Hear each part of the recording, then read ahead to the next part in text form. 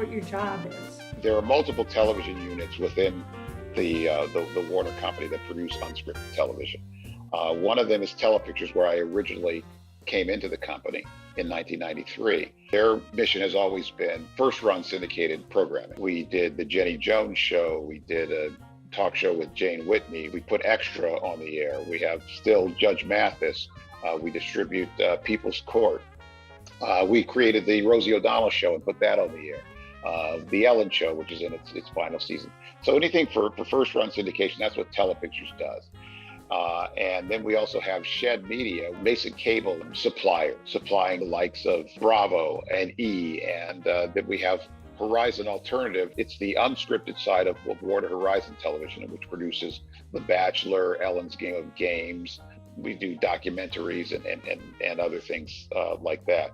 So it's all of those non-scripted units of Warner Brothers being brought under a common umbrella at a high level, because I don't work for any of those companies. I work for the parent, Warner Media company, and then there are people at lower levels below me who actually head those production and administrative and financial operations.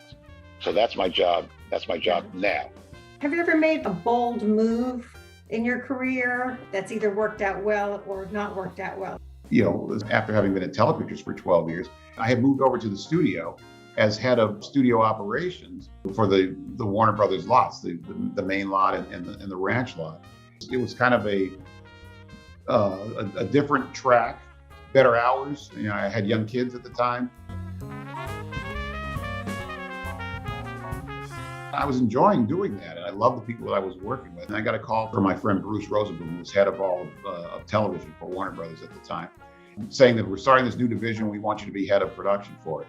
And it was scripted, single camera and sitcom.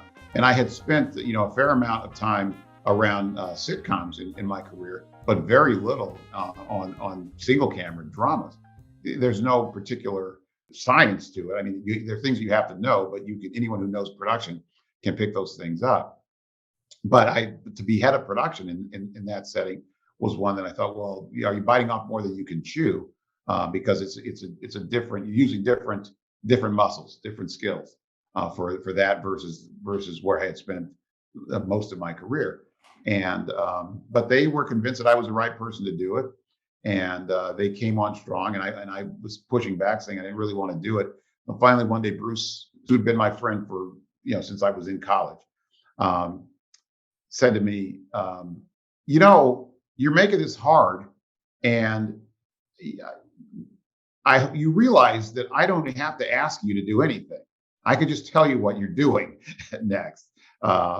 And I said, well, yeah, I guess when you put it that way, then we all know where this is going to land. There was a lot to bite off, and it worked out. I mean, I'm very pleased and very proud of the track record that we established and the things that we put on the air. Pretty Little Liars was an enormous hit for us.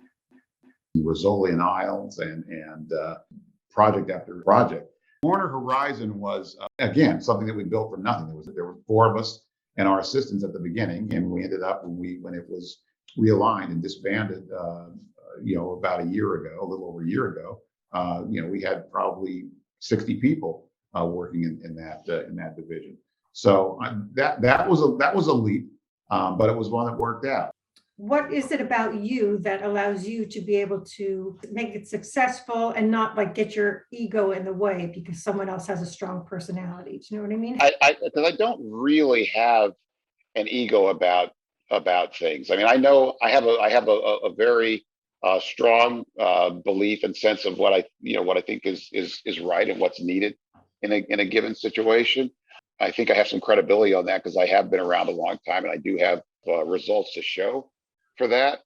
But for me, it's not about winning.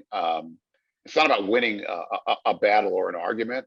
I tell the people who I work with and who work for me now, there are multiple times in every day that I know I'm right about things, but I also know that I'm going to lose the argument.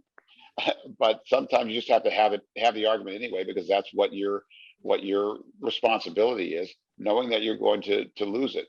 I don't take it personally. I might vent to a friend or to a colleague about how I think this one's crazy or that one's crazy, but it doesn't keep me up at night. I I care what happens to me because I want to continue to do this job, and I want to continue to be in the position that I'm in. But if they stopped it tomorrow, I would be able to say, this was a great run. I used to say to my friend and former boss, Brett Paul, when I was doing scripted work for Warner Horizon. I used to say to him, BP, I'm your dream. I'm the best employee you have here. You know why? Because I'm not running for re-election. I don't care what happens to me. I'm only going to tell you the truth because I want you to be happy, but it doesn't matter to me if you don't like what I'm saying to you, because I'm just telling you what's true. And that's kind of how I look at things now. When I was younger and I had young kids and 25 more years of work ahead of me, I played the game of wanting to walk that tightrope to keep people happy. So that liberation of not worrying about what people think of you. I mean, I want everyone to like me and to have had a good experience with me, but I don't obsess over it, and I'm going to do the right thing, even if that means that people don't like me. I'm still going to do the right thing.